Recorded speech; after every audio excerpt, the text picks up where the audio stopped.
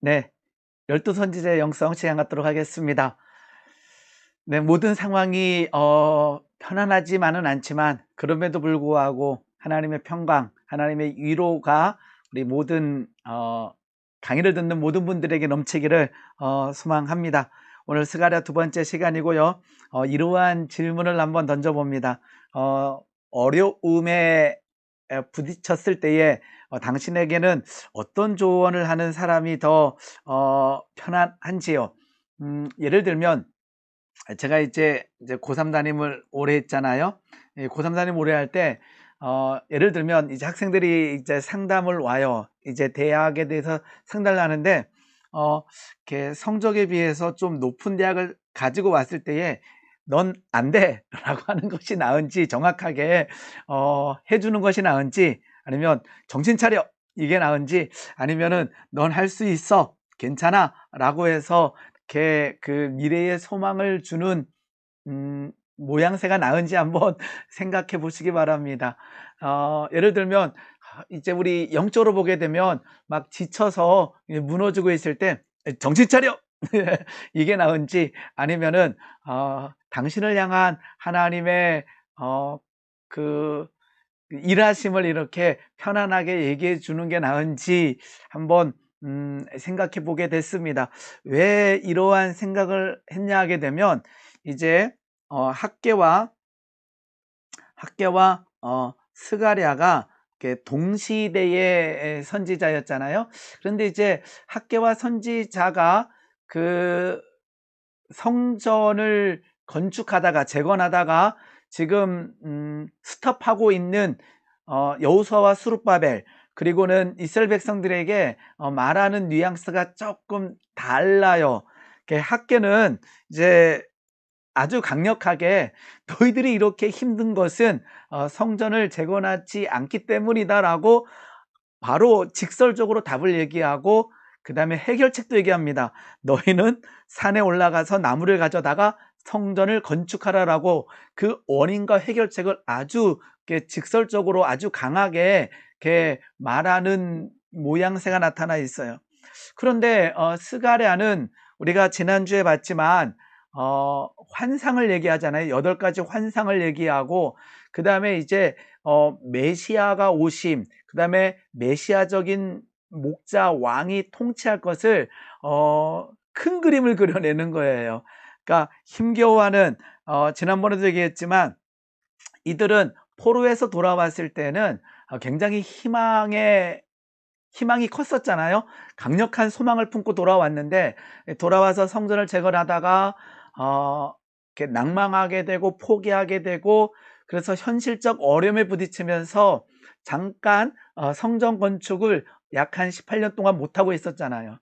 이 학개 선지자는 정신 차려! 너희들이 이러면 뭐 더 무너져, 그러면서 이렇게 약간 이렇게 독려하는 느낌이 있다면, 스가랴는 이제 하나님께서 이러한 것을 보여주십니다. 와, 당신을 향한 스룹바벨을 향한 여호수아를 향한 하나님의 계획은 이만합니다. 그러면서 그 무너졌던 그 마음을 이렇게 회복시켜주는 모양새가 나타나요. 왜 하나님께서는 이 두 명의 선지자를 다 사용했을까요? 어떨 때는 학개가 지닌 그 성품을 이용해서 아주 단도직입적으로 할 수 있어 라고 하는 거고, 어떤 부분에서는 스가랴가 가지고 있는 그 영성을 통해서 일으켜 세우지 않았을까 생각해 보게 됩니다. 실은 둘 다 필요한 거고요. 학개와 스가랴에게 공통적으로 필요한 것은 무엇일까요? 믿음이라는 거예요. 그래서 다시 한번 보면서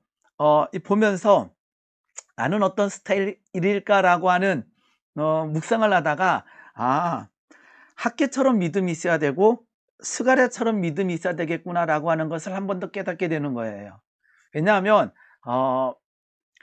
학개의 성품을 가졌지만 학개처럼 하지 못할 때가 있어요. 왜냐 그러면 이렇게 강력하게 얘기했다가 저 사람들이 상처받으면 어떨까, 저 사람들이 무너지면 어떨까라고 하는 생각에 얘기를 못하는 거죠. 근데 학개는 믿음이 있기 때문에 하나님께서 주신 그 말씀, 그리고 그 말씀에 대한 믿음이 있기 때문에 담대하게 선포할 수 있는 거예요. 다시 이 강의를 준비하다가 그 우리 원로 목사님이 저에게 일부 예배 설교 맡겼을 때가 좀 생각나더라고요. 어, 우리 그 원로 목사님은 스가랴적인 방법이 아니라 하나님께서 이렇게 말씀하셨고, 하나님께서 이러이러한 꿈을 갖고 있었고, 뭐 이렇지 않았어요. 그냥 전화하셔가지고는 이번 주 일부 설교해. 못하는데 전화 끊어버리셨어요. 그런데 그때나 지금이나 생각해 보게 되면 그렇게 권면하는 스타일도 믿음 없으면 안 되는 거예요. 하나님께서 말씀하시고 하나님께서 허락하신다라고 하는 그것을 기도 가운데 받지 않으면, 믿음이 없으면 이렇게 얘기했다가 삐지면 어떡하지? 이렇게 얘기했다만 무너지면 어떡하지? 이런 생각 때문에 말을 못하는 거죠. 그런데 학계 스타일도 믿음을 가지고 선포했을 때 그 말씀의 성취가 일어난다라는 거죠. 스가랴도 마찬가지입니다. 스가랴는 막 환상을 보는 거죠. 스룹바벨에 대한 환상, 여호수아에 대한 환상, 그리고는 하나님이 하실 일에 대한 환상을 막 보는데, 내가 이거 말했다가 신비주의라고 욕먹으면 어떡하지? 안 되지. 그냥 나 혼자 알고 있어야지. 그래서 말을 못하는 거죠. 뭐가 없다면요? 믿음이 없다면 말을 하지 못하게 되는 거예요. 그래서 우리에게는 어떨 때는 학계적인 어떤 선포도 필요하고, 어떨 때는 스가랴적인 환상을 보며 무너진 땅을 일으키는 것도 필요하다. 그런데 두 부류 모두 믿음이 필요하다라는 거죠. 믿음이 필요하다라는 거죠. 믿음 없이 학계가 선포한다라면 사람들을 그냥 막 율법주의에 그냥 던져 넣을 수가 있다라는 거죠. 계시록을 보게 되면 4장까지 이제 7교회에 대해서 이제 요한이 글을 쓰면서 회개하라, 이런 느낌이 있잖아요. 아주 당도적으로 뭐 첫사랑을 회복하라, 뭐 이렇게 여러 가지를 말하다가 4장부터는 큰 그림을 보여주는 거예요. 막 천상의 예배를 보여주는 거죠. 요한에게는, 사도 요한에게는 이 두 가지 성품이 다 있고 다 사용할 수 있게끔 하나님께서 그 은사와 은혜를 주셨구나라고 하는 생각을 이번 강의를 준비하면서 한번 해보게 됩니다. 어떨 때는 우리에게 학계적인 말씀의 선포가 일어날 때가 있습니다. 불편할 필요가 없습니다. 선포자는 믿음으로 선포하고 있습니다. 어떨 때는 스가랴적인 모양새로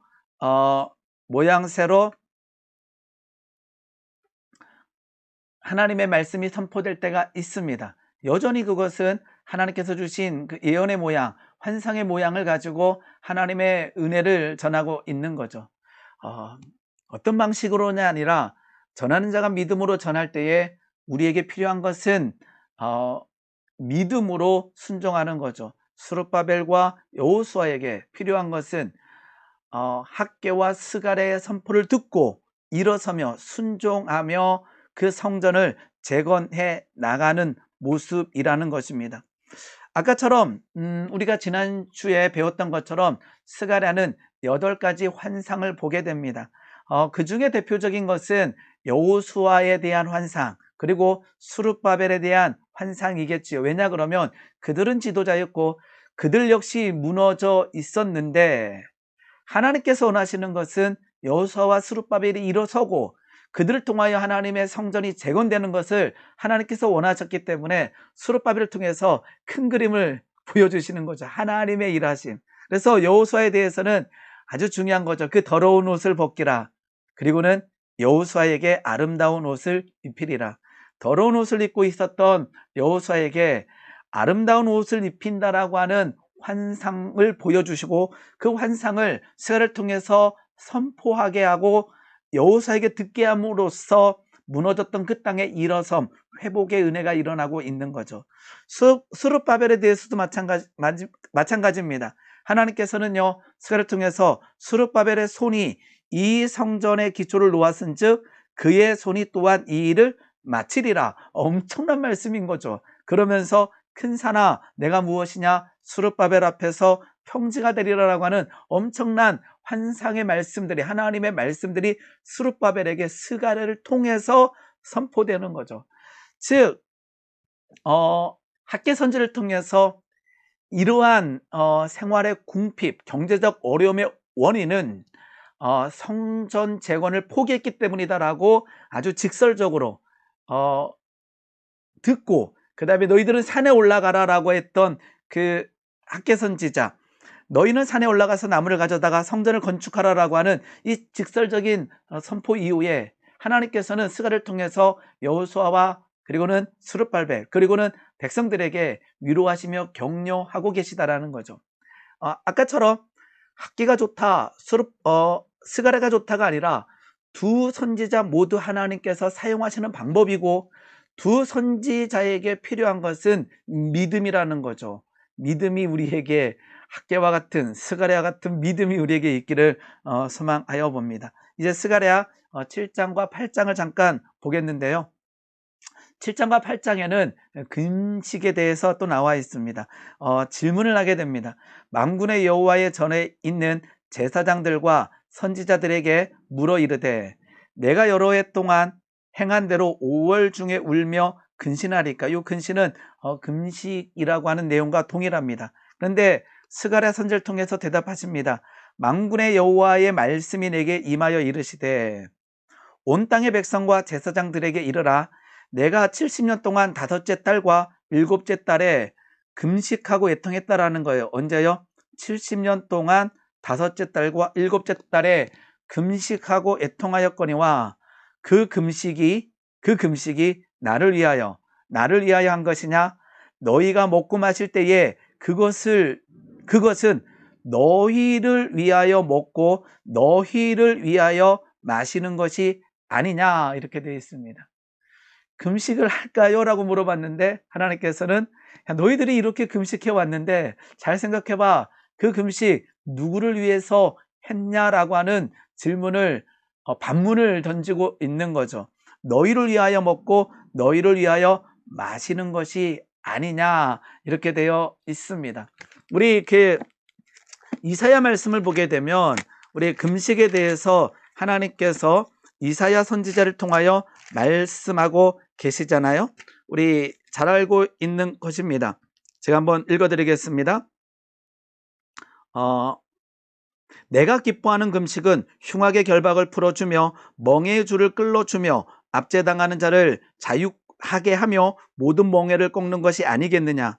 또 줄인 자에게 내 양식을 나누어 주며 유리하는 빈민을 집에 들이며 헐벗은 자를 보면 입히며 또 골육을 피하여 스스로 숨지 아니하는 것이 아니겠느냐. 그리하면, 즉 온전한 금식을 하면 그것은 무엇입니까? 그냥 굶는 것이 아니라 아까처럼 진정한 금식은 흉악의 결박을 풀어준다라는 거죠.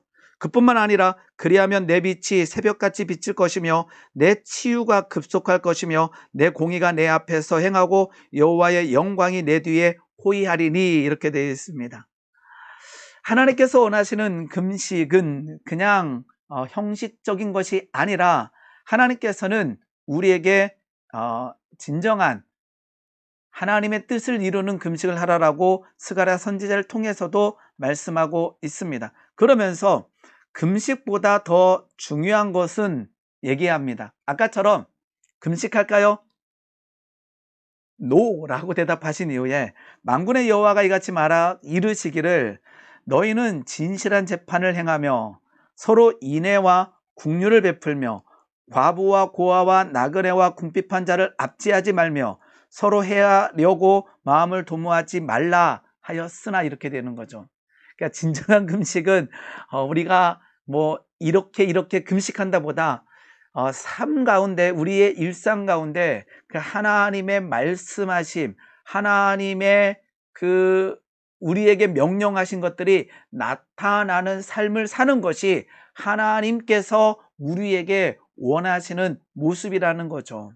즉 종교적인 형식이 아니라 일상에서 믿는 자의 삶, 즉 선한 영향력을 나타내는 것이 더 중요하다라는 거예요. 그래서 성전에서는 하나님께 온전한 예배, 그리고는 부르짖는 기도, 하나님께 간구가 이루어져야 되겠지만, 교회의 또 다른 모습은 구제와 봉사, 즉 줄이고 목마른 자들에게 영적인 것뿐만 아니라 실은 그들에게 필요한 것도 나누어 주는 모습이 교회는 필요하다라는 것입니다. 그런데 저는 항상 먼저는 하나님과 우리와의 관계가 형성된 이후에 또다시 다른 사람들에게 구제하며 봉사해야 된다라는 거죠. 이것만 남았을 때는 뭐가 될까요? 사회 복지단체가 될 수가 있다라는 거죠. 하나님과의 관계가 온전히 형성되는 것이 먼저라고 생각합니다. 즉 눈에 보이는 금식보다 하나님의 말씀을 온전하게 지키며 정의롭게 사는 것이 더 중요하다고 스가랴 선지자도 말씀하고 있다라는 거죠. 그래서 결국 이렇게 말씀하시면서 스가랴 7장 11절에서 14절까지는 그러한 말씀을 지키지 않아서, 즉 형식적인 예배, 형식적인 금식만 함으로써 흩으심과 예루살렘의 폐허가 됐다라고 말씀하고 있습니다. 그런데 하나님의 말씀의 의도는 무엇인가? 스가랴 8장에서는 하나님께서 회복시키심을 얘기하고 있다라는 거죠. 굉장히 중요한 말씀입니다. 여호와가 이같이 말하노라. 내가 시온에 돌아와 예루살렘 가운데 거하리니 예루살렘은 진리의 성읍이라 일컫겠고 만군의 여호와의 산은 성산이라 일컫게 되리라. 즉 예루살렘 성전이 무너졌지만 결국 회복될 것이다 라는 거죠. 왜요?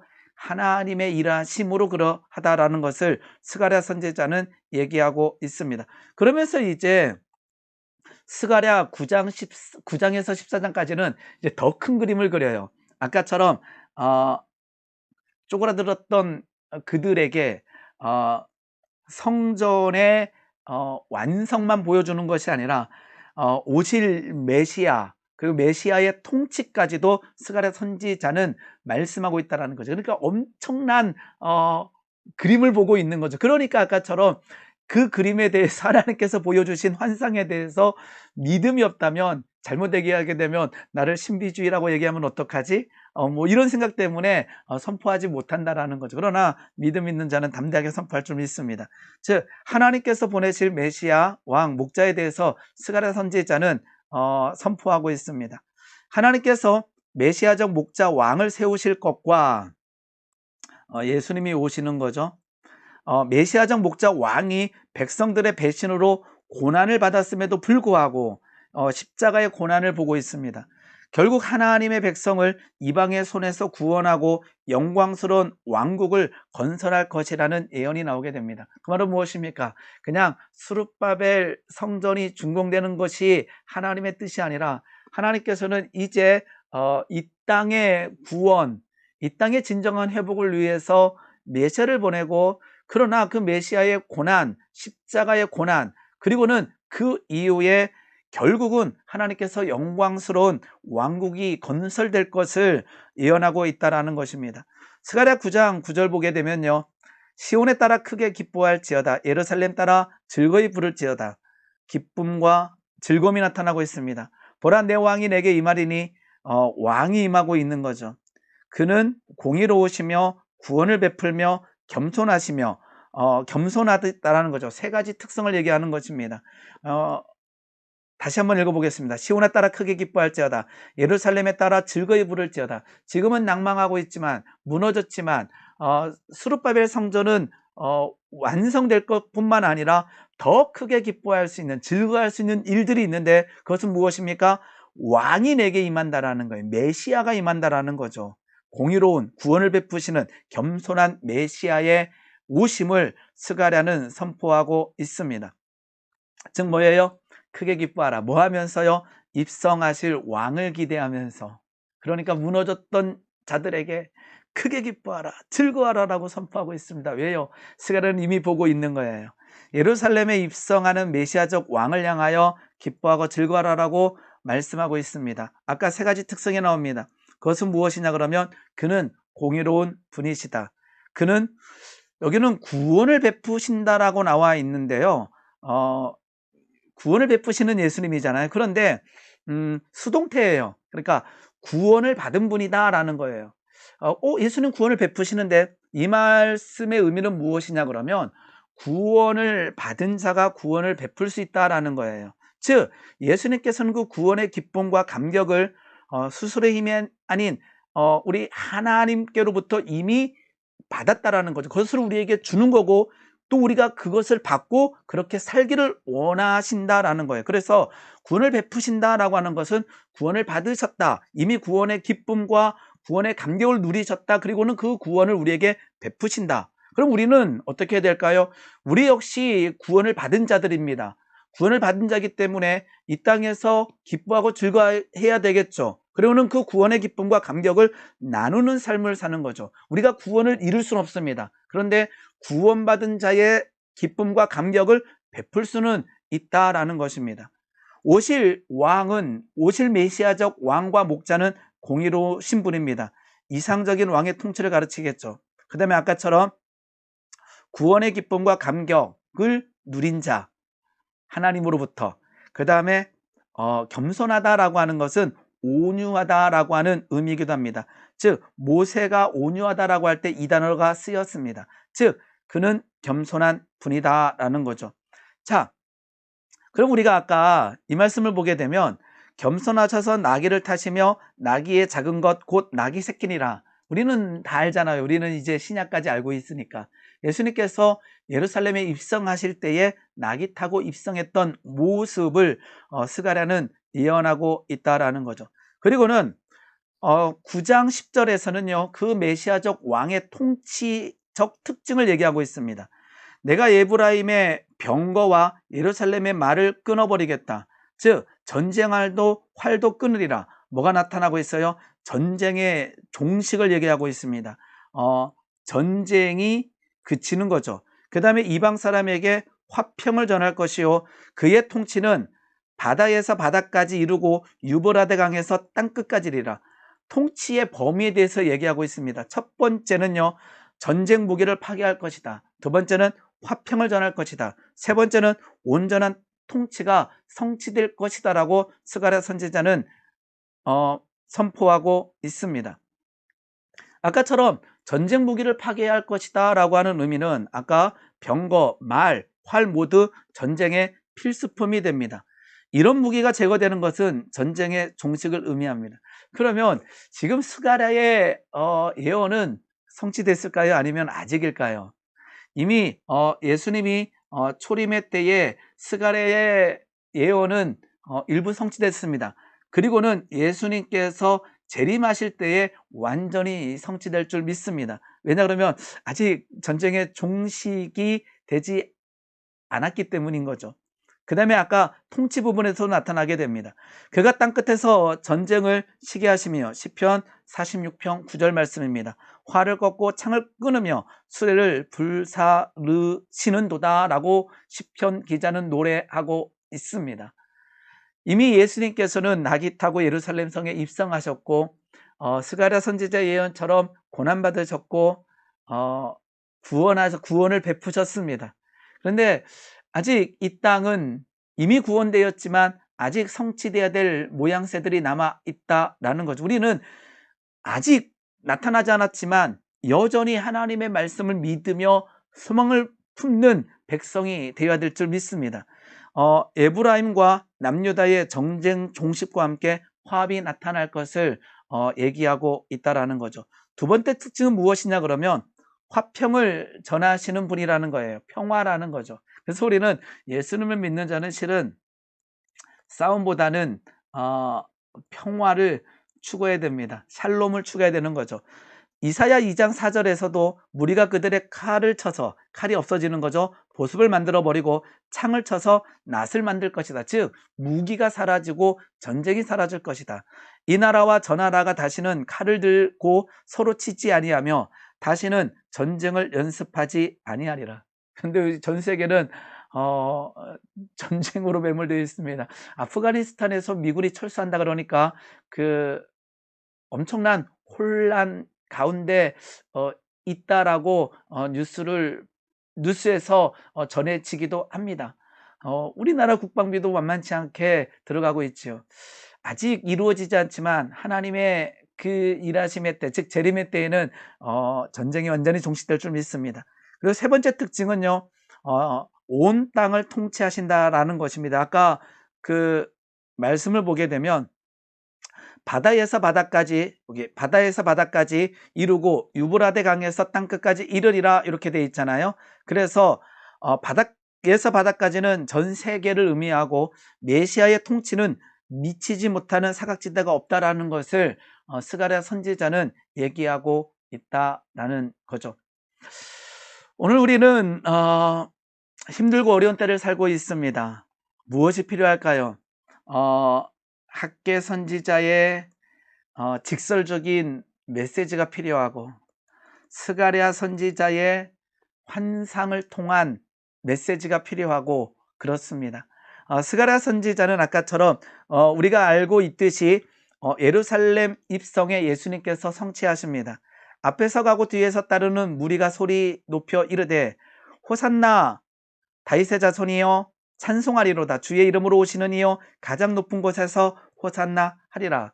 즉 종려주일이죠. 종려나무 가지를 흔들면서 호산나 호산나 외쳤던 자들이 이제 뭘 합니까? 예수를 십자가에 못 박으라, 예수를 십자가에 못 박으라라고 소리쳤던 모습으로 변하게 됐다라는 거죠. 고난받을 수밖에 없었던 그 연약한 모습으로 오신 그 메시아는 그들이 원했던 로마를 힘으로 무너뜨린 것이 아니라 십자가의 고난과 희생으로 이루어 내셨다라는 것입니다. 누가요? 오신 예수님께서. 왜요? 구원을 이루시기 위해서, 구원을 베푸시기 위해서, 그리고 우리에게 구원받은 자의 기쁨과 감격을 누리라고 예수님께서 이미 무력이 아닌 십자가의 고난과 희생으로 행하셨다라는 것입니다. 스가랴의 예언은 일부 성취가 됐습니다. 예수님께서 오셨습니다. 그런데 아직 이루어지지 않은 모습들은 재림의 때에 이루어질 줄 믿습니다.